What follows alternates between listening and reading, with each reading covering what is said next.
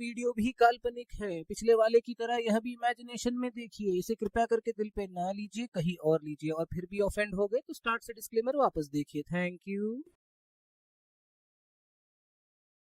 Episode 41 बहनों का युद्ध, विरामा की वापसी और यामिनी का संकल्प। प्रारंभ। एक तूफान की वापसी। तपोवन के आकाश में बिजली कौंधी। 3 महीने बीत चुके थे जब राघव ने छायामंडल में प्रवेश किया था। अब एक अनजाना भय हवाओं के साथ लौट आया। काले बादलों के बीच एक आकृति धीरे धीरे आकार ले रही थी।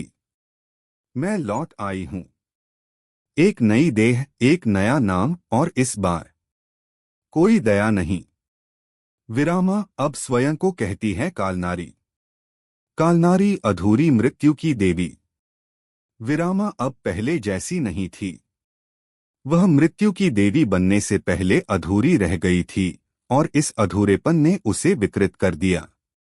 उसके चारों ओर छाया योद्धा घूमते थे। मृत किसानों, सैनिकों और भूतपूर्व साधकों की आत्माएं जिन्हें उसने बांध लिया था। यामिनी, तुझे क्या लगता था प्रेम से मुझे बदल लेगी? मैंने प्रेम में मृत्यु पाई है, अब वही मृत्यु तुम्हारा वरदान होगी।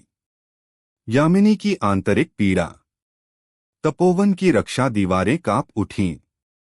यामिनी ने अपनी शक्ति जागृत की। उसकी आंखों में अब देवतेज और मानवीय करुणा दोनों थे।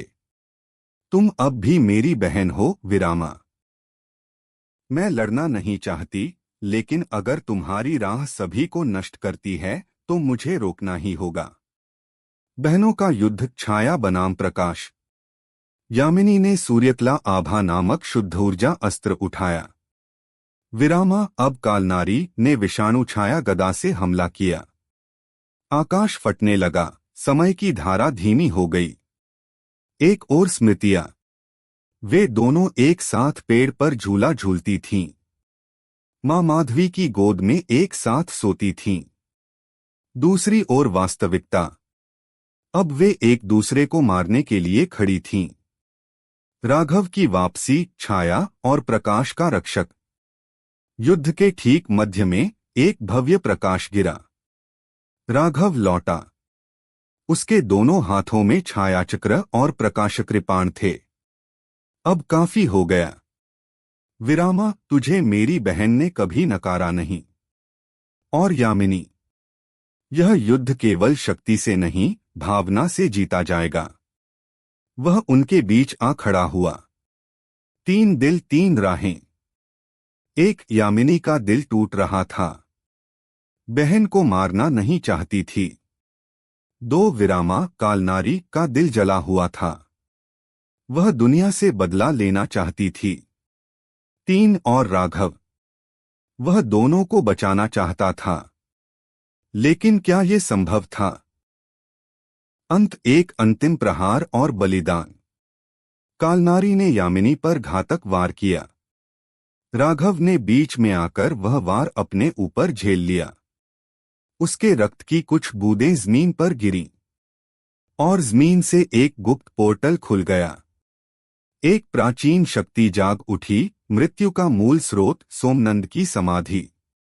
अगले एपिसोड 42 में राघव की आत्मा सोमनंद समाधि में प्रवेश करती है, जहां उसे पिछले युगों के मृत्यु रक्षक मिलते हैं। यामिनी एक नई सौगंध लेती है, बहन को मुक्त करने की या खुद मिट जाने की। और कालनारी अब समाधि ऊर्जा को चुराने की योजना बना रही है। वह अमर बनना चाहती है। एपिसोड 42 सोमनंद समाधि का द्वार, राघव की आत्मा और अनंत मृत्यु के रहस्य। प्रस्तावना। मृत्यु से परे एक संसार। जब राघव की रक्तबूंदें जमीन पर गिरीं, एक कंपन ने पूरे तपोवन को झकझोर दिया। धरती में दरार पड़ी।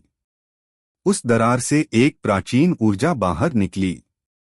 नीली छाया और सफेद प्रकाश से बना एक पोर्टल, सोमनंद समाधि का द्वार। यह वह स्थान था जहां मृत्यु और जीवन के बीच की सबसे पुरानी स्मृति छिपी थी। राघव की आत्मा यात्रा पर निकली। जब राघव के शरीर से रक्त निकला, उसकी आत्मा उससे अलग होकर प्रकाश के लहरों में बदल गई। आत्मा ने समाधि द्वार में प्रवेश किया और उसके आगे एक रहस्यमयी द्वारपाल प्रकट हुआ। मैं हूँ काल ऋषि सोमनंद, समाधि का रक्षक। तुम किस अधिकार से यहाँ आए हो? राघव ने कहा। मैं मृत्यु से बचने नहीं, समझने आया हूँ। मुझे दोनों बहनों को बचाना है। द्वारपाल ने धीरे से आंखें बंद की और द्वार खुल गया। समाधि का भीतर मृत आत्माओं का पुस्तकालय। राघव ने देखा, हर दीवार पर अदृश्य आत्माओं के नाम खुदे थे। हर नाम एक कहानी, हर कहानी एक बलिदान। वहां बैठे थे पवित्र मृत्यु रक्षक, भैरव योगी जिन्होंने मृत्यु को स्वीकार कर अमरता त्यागी, त्रिकाल विद्या की ज्ञाता मुनि शीलनंद, और अंत में खुद सोमनंद, जो एक बार देवताओं के लिए मृत्यु के ब्रह्मांडीय रक्षक थे। राघव, सोमनंद ने कहा, तुम में छाया और प्रकाश दोनों हैं। तुमसे पहले जिसने यह मार्ग चुना वह नष्ट हो गया। राघव की परीक्षा, मृत्यु का दर्पण।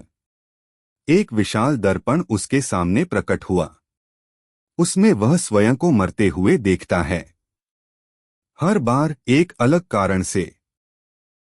एक बार धोखे से, एक बार प्रेम के लिए, एक बार शक्ति के लालच में। राघव के घुटने कांपने लगे। क्या मैं सच में अमरता का अधिकारी हूं, या फिर मैं बस एक और भ्रम हूं? तभी एक आवाज आई, तुम जीवित नहीं हो, पर मृत भी नहीं। जब तक तुम्हारा उद्देश्य जीवित है, तुम भी जीवित हो। यामिनी की सौगंध और तैयारियां। दूसरी ओर यामिनी ने रक्त से अपनी हथेली पर शपथ लिखी, यदि मेरी बहन को कोई बचा सकता है तो वह राघव है। यदि राघव मरता है तो मैं कालनारी को स्वयं लेकर अंतिम चक्र में प्रवेश करूंगी। वह अकेले उस पोर्टल के बाहर बैठ गई, राघव की प्रतीक्षा करते हुए। कालनारी की चाल, समाधि को निगलने की योजना। कालनारी अब मृतकों की आत्माओं को खींच रही थी। वह चाहती थी कि सोमनंद समाधि स्वयं ही गिर जाए, क्योंकि यदि वह समाधि की ऊर्जा को पी जाती है तो वह मृत्यु की देवी बन जाएगी। यदि देवता मुझे नहीं बनाएंगे तो मैं स्वयं बन जाऊंगी। रचना का अंत, कालमाया। अंतिम दृश्य, राघव को दिया गया निर्णय। सोमनंद ने राघव के सामने 3 मार्ग रखे। एक, प्रकाश का मार्ग, तुम्हें महान शक्ति मिलेगी पर वह सीमित होगी। 2, छाया का मार्ग, तुम अमर बनोगे लेकिन एक दिन सब कुछ खो दोगे।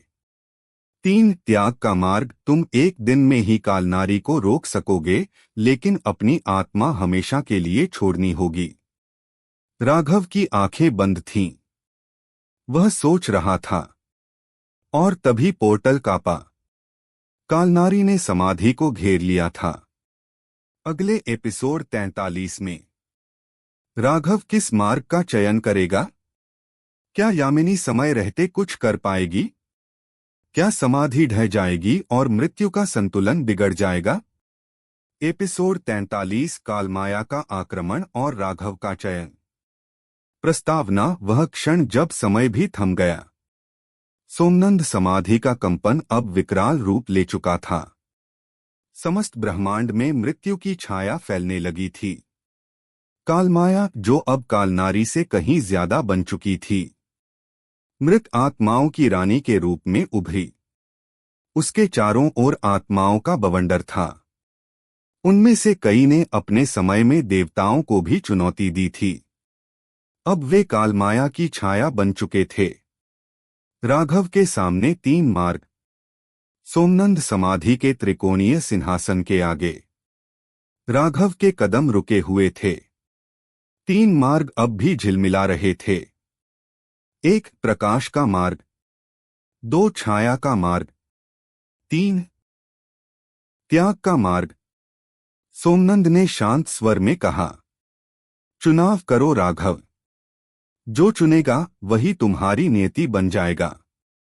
राघव ने लंबी सांस ली। तभी एक छवि उसके सामने आई। अन्या आंसू में डूबी हुई और दूसरी ओर यामिनी समाधि के द्वार पर रक्त से रक्षा मंत्र रचती हुई। राघव का निर्णय, त्याग का मार्ग। यदि मैं बच भी गया और तुम सब नहीं रहे तो वह अमरता व्यर्थ है।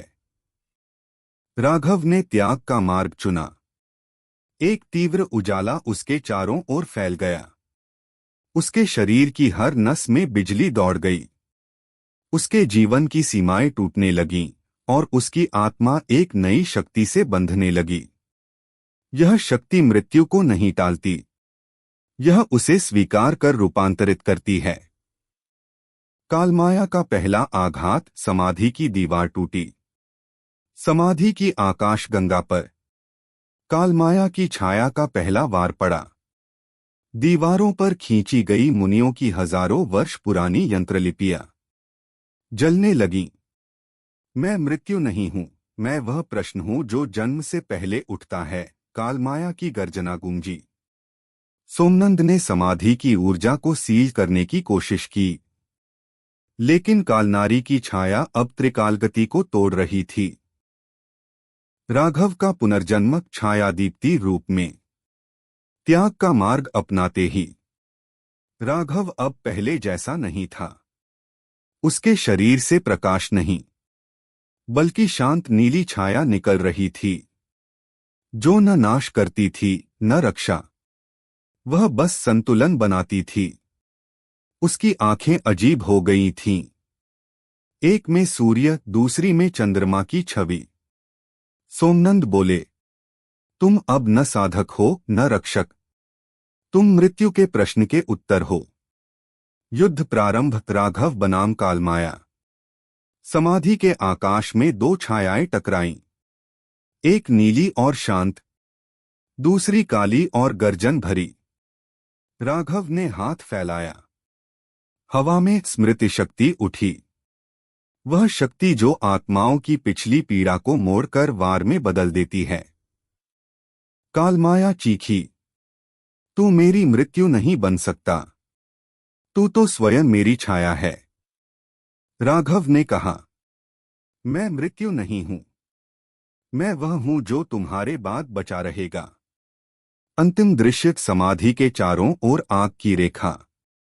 जब युद्ध का प्रथम चरण समाप्त हुआ, समाधि अब भी खड़ी थी, हाँ, लेकिन जमीन जल रही थी। यामिनी, अन्या और माधवी तीनों समाधि की सीढ़ियों पर बैठी थीं। युद्ध अब विराम पर था, लेकिन एक बात स्पष्ट थी। कालमाया ने राघव को पहचाना नहीं, बल्कि राघव में किसी पुराने देवत्व को देखा था। तुम कौन हो? कालमाया ने फुसफुसाया। राघव शांत था। अगले एपिसोड 44 में कालमाया राघव को त्रिकालखंड में फंसाने की योजना बनाती है। राघव को एक प्राचीन स्मृति में भेजा जाएगा जहां उसका पहला जन्म छुपा है। क्या राघव सिर्फ पुनर्जन्म है या कोई और ही रूप ले चुका देव? एपिसोड 44, त्रिकालखंड में राघव का पहला जन्म। भूमिका, कालमाया की चाल और समय का उल्टा बहाव। तपोवन में रात के समय अचानक हवा का बहाव उल्टा चलने लगा। किसी ने तीनों कालों, भूत, वर्तमान और भविष्य को एक बिंदु पर बांधने की कोशिश की। कालमाया, जो युद्ध में राघव से पहली बार डरी थी, अब उसे मारने नहीं, समझने की इच्छा रखती थी। जो मुझे हराता है वह मेरा उत्तर नहीं, मेरा अतीत होता है। और उसने राघव को फंसाया त्रिकालखंड में। त्रिकालखंड, समय के पार एक द्वार। राघव को कुछ भी महसूस नहीं हुआ। एक क्षण वह समाधि के प्रांगण में था, अगले ही पल वह किसी और जीवन, किसी और युग में खड़ा था। चारों ओर एक विशाल नगरी थी, जिसके द्वार पर लिखा था अवसानपुर, जहां देवताओं ने मृत्यु को जन्म दिया। पहचान का भ्रम, तुम ब्रह्मराज नहीं हो। लोग उसे देखकर झुकने लगे, पर वह समझ नहीं पा रहा था। वह कौन था? एक बूढ़ी महिला आई, हाथ में गदा, सिर पर भभूत लगाए। स्वागत है ब्रह्मराज। क्या आपने हमें मुक्त करने का समय चुन लिया है? राघव कुछ बोल नहीं पाया, पर अचानक उसके भीतर कुछ फूटने लगा। स्मृतियां, दर्द, युद्ध और एक और मृत्यु। राघव का पहला जन्म ब्रह्मराज, मृत्यु का संतुलक।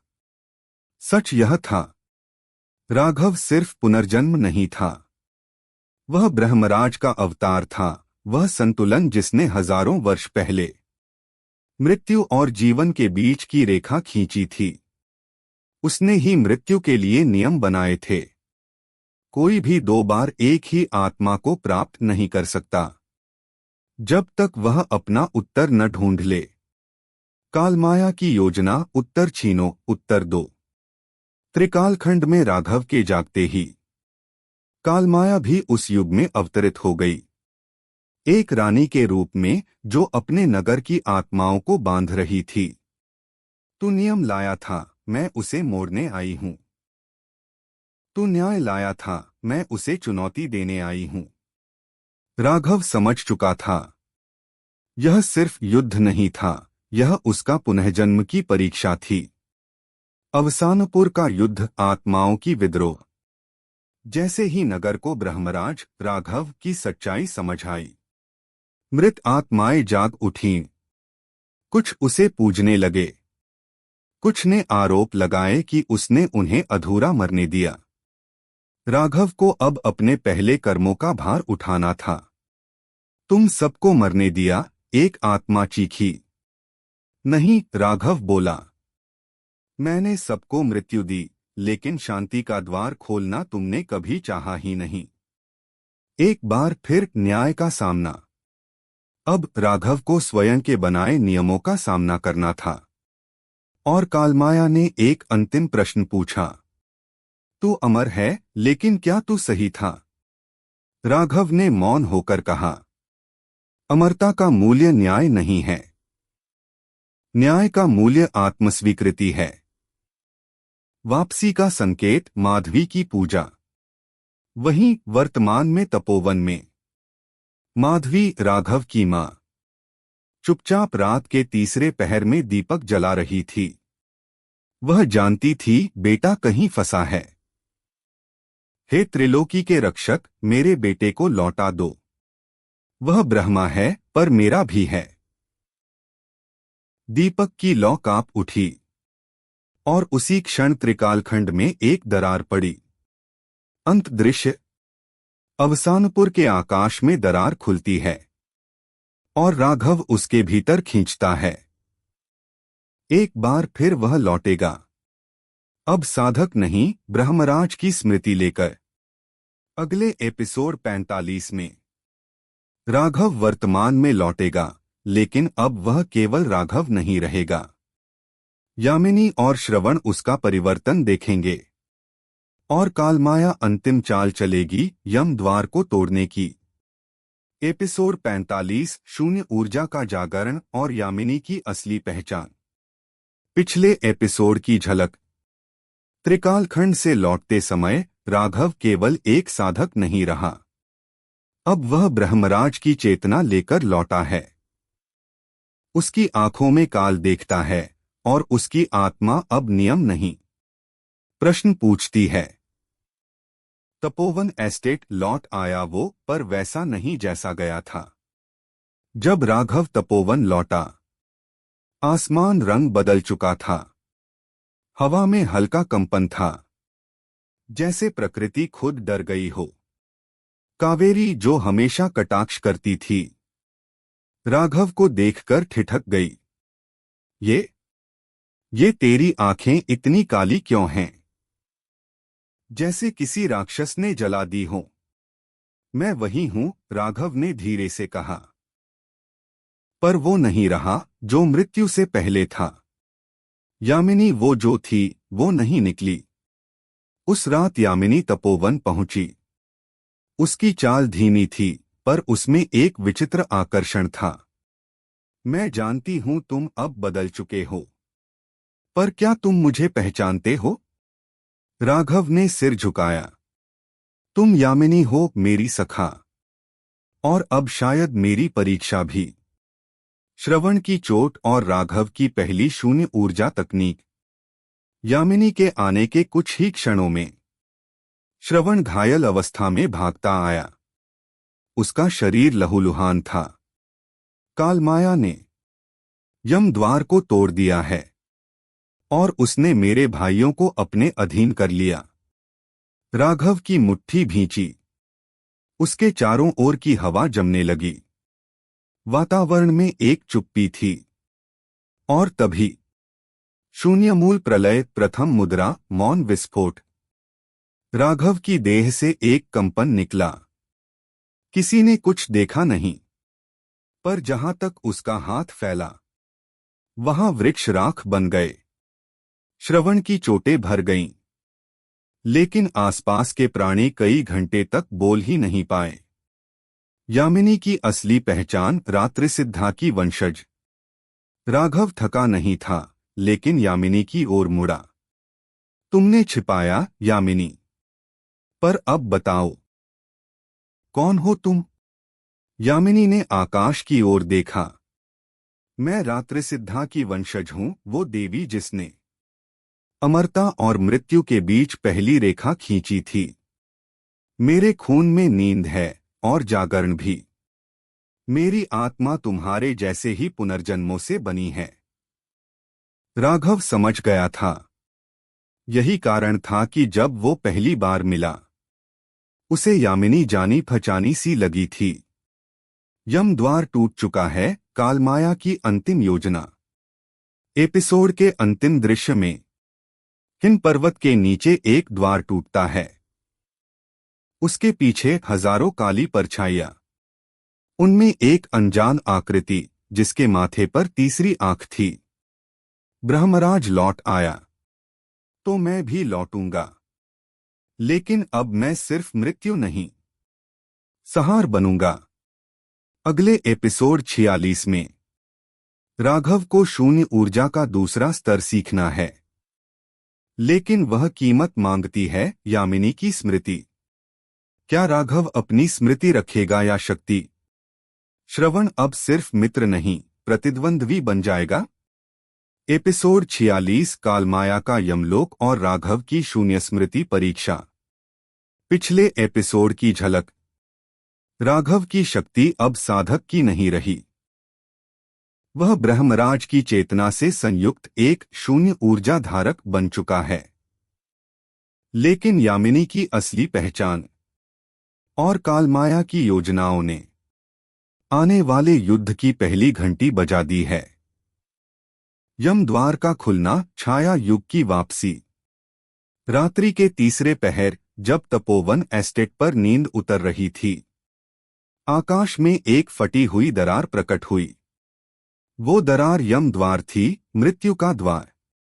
उसके पार से निकली छायाएं, जिनमें एक भी प्राणी ऐसा नहीं था जिसने कभी जीवन को चाहा हो।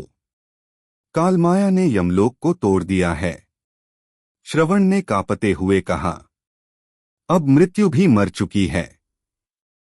शून्य स्मृति परीक्षा, यामिनी या शक्ति। राघव के भीतर ब्रह्मराज की चेतना ने चेतावनी दी। दूसरा स्तर पाना है तो शून्य स्मृति में उतरना होगा।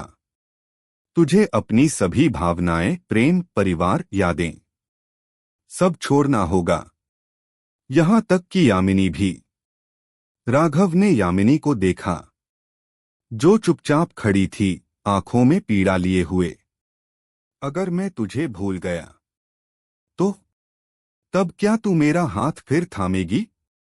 यामिनी की आंखें नम थीं, पर स्वर दृढ़।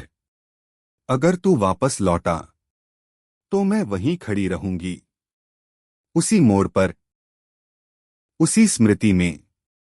शून्य स्मृति प्रवेश, आत्मा की उल्टी यात्रा। राघव एक अंधेरे जल में कूद गया। हर कदम पर एक स्मृति टूटती गई। मां माधवी की गोद, अन्या की हंसी, श्रवण की पहली लड़ाई, और अंत में यामिनी की मुस्कान। अंत में राघव अकेला रह गया। एक शुद्ध चेतना, बिना अतीत, बिना भविष्य। और तभी शून्य ऊर्जा, द्वितीय मुद्रा, समय रेखा विलोपन जागृत हुई। तपोवन पर आक्रमण, पहली छाया, युद्ध की शुरुआत। जैसे ही राघव ध्यानस्थ था, तपोवन की सीमाओं को छाया योद्धाओं ने तोड़ दिया। वे पौराणिक योद्धा थे जो कभी यमराज के अधीन थे, अब कालमाया की माया से फिर से जीवित थे। श्रवण, कावेरी और रक्षकों ने युद्ध मोर्चा संभाला। जब तक राघव लौटे, हम एक भी छाया को भीतर नहीं घुसने देंगे। कावेरी की आंखों में न कोई डर न दया।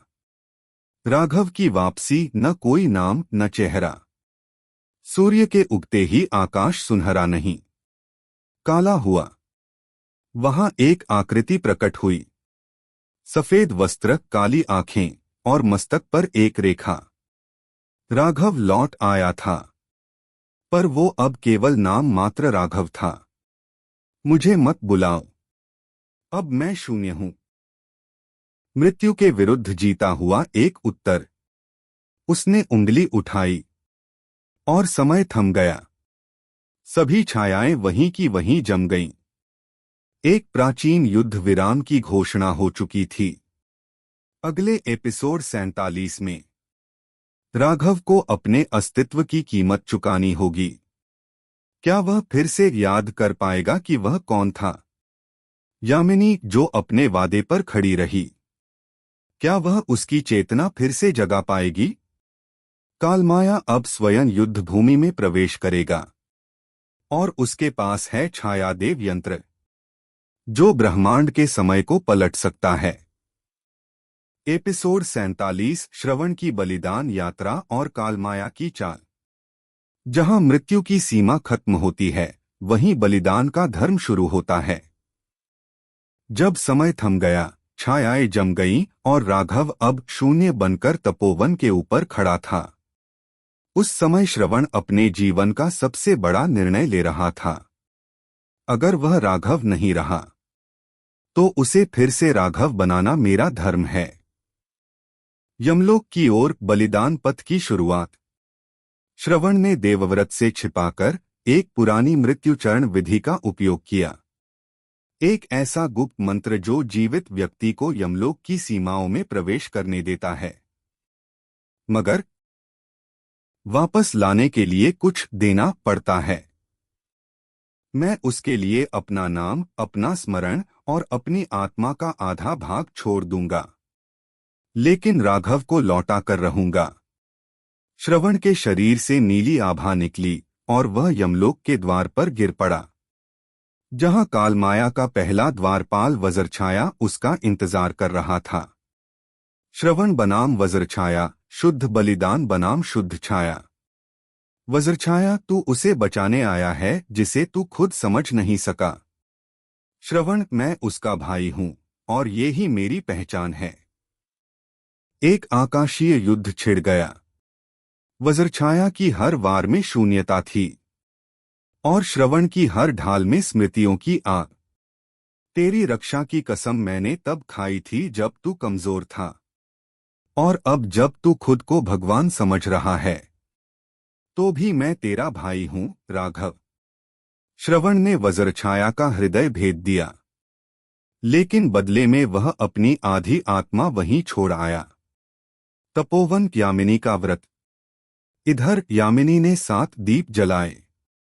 प्राचीन प्रणय व्रत के अनुसार, जब एक प्रेमी अपनी स्मृति खो देता है, तो प्रिय को उसे 7 दिन तक बिना बोले देखना होता है। यदि आंखों की भाषा काम कर गई, तो उसकी स्मृति लौट सकती है। राघव हर दिन यामिनी को देखता, पर उसे कोई नाम, कोई रिश्ता नहीं याद आता। फिर 7वें दिन, जब दीप बुझा, राघव की आंखें नम हो उठीं। मुझे नहीं पता तू कौन है, लेकिन जब तू चली जाती है, तो मेरी आत्मा कांप जाती है। कालमाया की अगली चाल, स्मृति रथ का पुनर्जन्म। श्रवण के यमलोक में घुसने से क्रोधित होकर कालमाया ने स्मृति रथ को फिर से जीवित किया। एक राक्षसी यंत्र जो आत्मा की पुरानी यादों को नष्ट कर देता है। अब वह तपोवन की ओर बढ़ रहा है, राघव और यामिनी दोनों की अंतिम स्मृति को मिटाने के लिए। अगर वे दोनों सब कुछ भूल गए तो छाया काल की शुरुआत कोई नहीं रोक पाएगा। अंतिम दृश्य श्रवण की वापसी। रात के समय जब राघव ध्यान में था, एक घायल आधा धुंधला चेहरा तपोवन के द्वार पर गिरा। राघव उठ खड़ा हुआ। उसने उस चेहरे को देखा जो कहीं न कहीं उसके भीतर हलचल कर गया। मैं जानता हूं तुम्हें। अगले एपिसोड 48 में क्या श्रवण की आत्मा बची रह पाएगी? स्मृति रथ का विनाश कैसे होगा? और क्या राघव शून्य से फिर मानव बन पाएगा? एपिसोड 48 स्मृति विस्फोट और राघव की आत्मा का द्वंद्व। स्मृति जब दबाई जाती है तो वह एक विस्फोट की तरह लौटती है, हर टूटे हुए पल को नए घाव में बदलने के लिए। तपोवन में अशुभ आकाश, स्मृति रथ का आगमन। तीसरी संध्या थी। तपोवन की पहाड़ियों पर एक रहस्यमयी काले घनघोर बादल मंडराने लगे। शीतल वायु में एक अजीब तपन समाई हुई थी, जैसे किसी ने समय को मरोड़ दिया हो। स्मृति रथ, जो कभी देवताओं की चेतना रथ हुआ करता था, अब कालमाया की जादुई छाया से संक्रमित होकर एक विनाशक बन चुका था, जो आत्माओं की स्मृति को जला देता था। जहां ये रथ गुजरेगा, वहां किसी को अपना नाम, रिश्ता या पहचान याद नहीं रहेगी। राघव का मानसिक द्वंद्व। कौन हूं मैं? राघव ध्यान में बैठा था, मगर उसका मन शांत नहीं था। श्रवण के शब्दों ने उसके भीतर कुछ झिंझोर दिया था।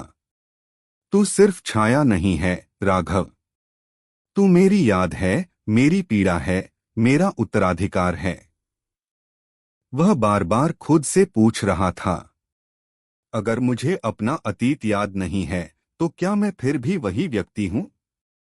यामिनी की आंखों में घुलती चुप्पी। यामिनी 7 दिनों से मौन थी। राघव उसे हर दिन देखता था, कभी गुस्से में, कभी उलझन में। मगर आज, जब स्मृति रथ की गूंज तपोवन की सीमा से टकराई, राघव ने उसकी आंखों में कुछ देखा। वो पीड़ा, वो प्रेम। मैं जानता हूं इसे। ये वही भाव हैं जब मेरी मां ने मुझे आखिरी बार देखा था। ये वही आंसू हैं जो एक बहन ने अपने भाई के लिए बहाए थे। स्मृति विस्फोट। रथ का पहला वार। अचानक आकाश चीरता हुआ स्मृति रथ तपोवन की दीवार से टकराया। तेज प्रकाश, टूटती दीवारें और एक झंझावात। हर किसी की आंखों में अंधकार उतर गया। राघव की चेतना लड़खड़ा गई। वह जमीन पर गिरा और उसके कानों में गूंजा, राघव। यह आवाज श्रवण की थी। चेतना क्षेत्र। राघव का आत्मिक विस्फोट। राघव एक बार फिर अपनी चेतना की गहराइयों में उतर गया, जहां सब कुछ धुंधला था, मगर अब एक दरवाजा दिख रहा था। दरवाजे पर लिखा था, याद, अगर हिम्मत है तो खोलो मुझे। राघव ने दरवाजा खोला और उसमें उसके जीवन की सैकड़ों झलकियां बह रही थीं। मां की मुस्कान, अन्या की मासूम शरारतें, श्रवण की हंसी और क्रोध, यामिनी की वो आंखें। स्मृति का तूफान उठा और राघव चीख पड़ा, मैं हूं, मैं राघव हूं। शून्य का अंत और राघव का पुनर्जन्म। राघव की आंखें खुलीं। अब उसकी देह से तेजस्वी प्रकाश निकल रहा था। उसके चारों ओर समय ठहर गया था। स्मृति रथ की गति रुक गई। राघव ने अपनी हथेली उठाई और चिल्लाया, मैं अब छाया नहीं, मैं स्मृति हूं। और स्मृति अमर है। स्मृति रथ चूर चूर हो गया। यामिनी की आंखों में चमक। राघव ने उसकी ओर देखा।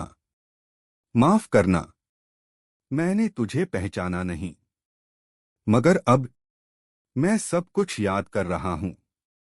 यामिनी की आंखों से आंसू बह निकले। राघव ने उसका हाथ थामा।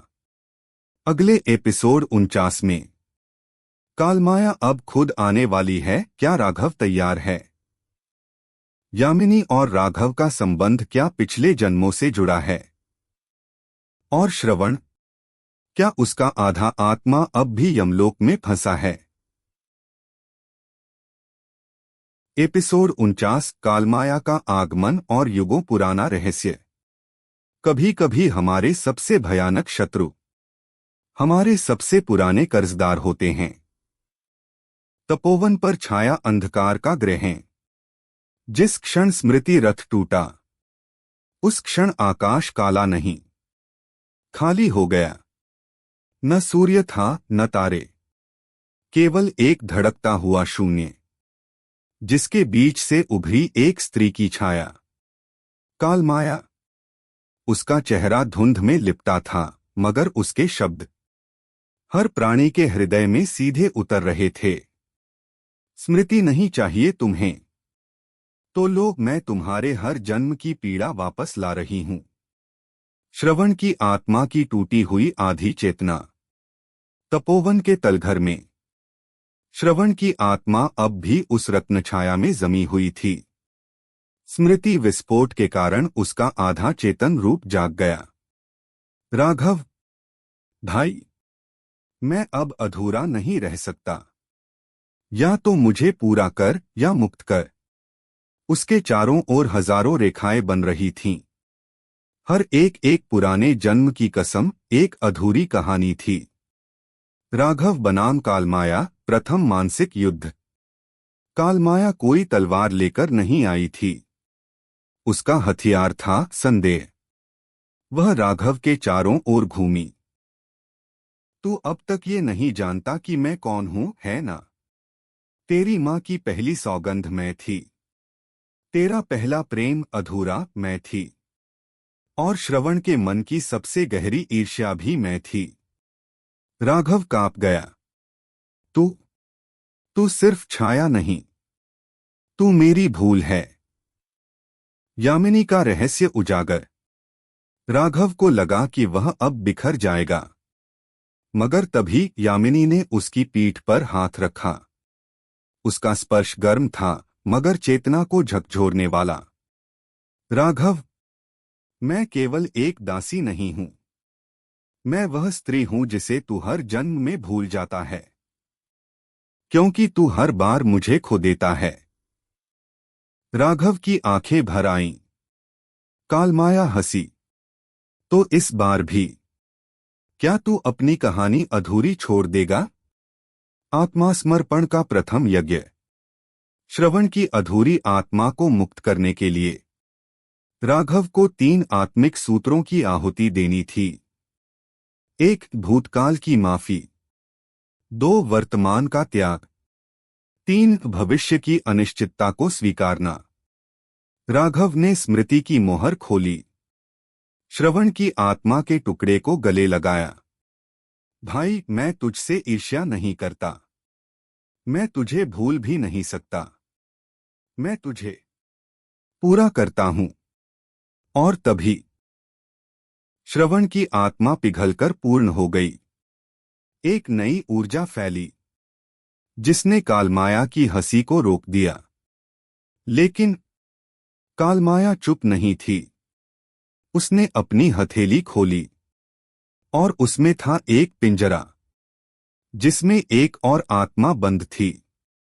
तो क्या तू यह भी भूल गया कि तेरा असली नाम राघव नहीं, विरंजन है? अगले एपिसोड 50 में कौन है विरंजन? क्या राघव सिर्फ एक नकाब था? कालमाया की असली पहचान क्या है, प्रेम, शाप या मां? और अब जब श्रवण मुक्त हो गया, क्या वह राघव का साथ देगा, या कहानी में कोई मोड़ आएगा?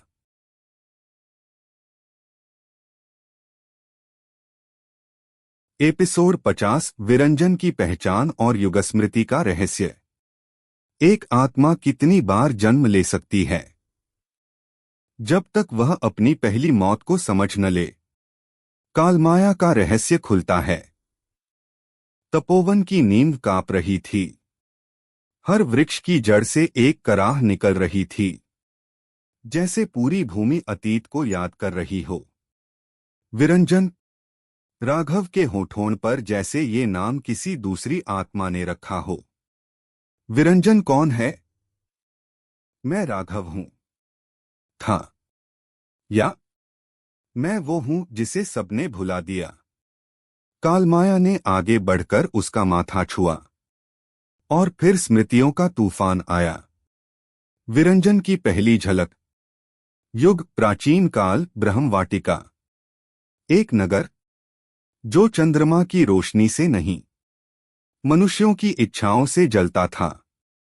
और वहां एक बालक जन्मा, बिना मां बाप के, बिना नाम के, जिसे संतों ने विरंजन कहा, जिसका अर्थ था जिसका कोई रंग नहीं, फिर भी सबका आईना हो।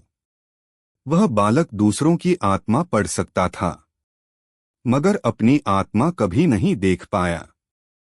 श्राप की शुरुआत। विरंजन एक दिव्य आश्रम का रक्षक बना, जिसमें छायाशास्त्र की शिक्षाएं दी जाती थीं। मगर एक दिन उसने उस नियम को तोड़ा, जिसे तोड़ने पर आत्मा को 7 युगों तक छाया में जीना होता है। उसने प्रेम किया, एक शिष्या से, कालमाया से। प्रेम जो सच्चा था, मगर समय से पहले था। और प्रेम जो वचन तोड़ बैठा, बना श्राप, बना मृत्यु। 7वां जन्म राघव। तो यही कारण है राघव बुदबुदाया। इसलिए हर जन्म में मैं अधूरा था।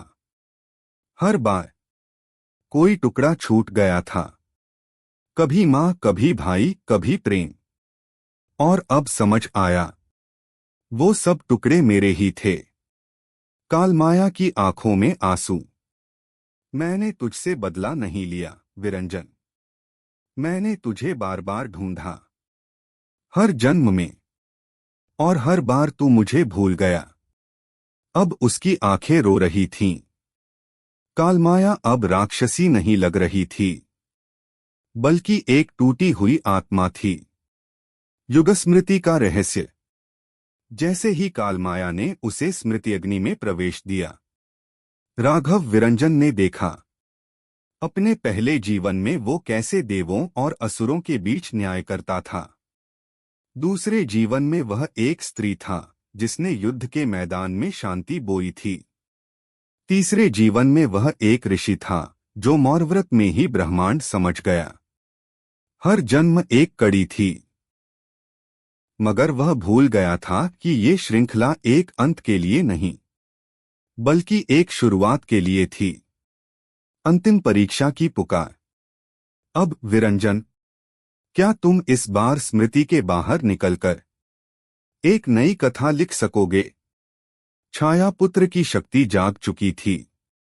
श्रवण, जो अब पूर्ण आत्मा बन चुका था, वह पीछे खड़ा था। भाई, अब तुझमें और मुझमें कोई भेद नहीं।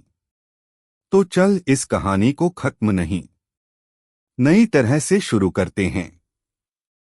अगले एपिसोड 51 में क्या कालमाया को मुक्ति मिलेगी या वह युगशत्रु बनकर उभरेगी? विरंजन अब क्या करेगा जब उसके पास शक्ति भी है और स्मृति भी? और तपोवन, जो एक साधारण एस्टेट था, क्या वह ब्रह्मवाटिका का उत्तराधिकारी बन सकता है?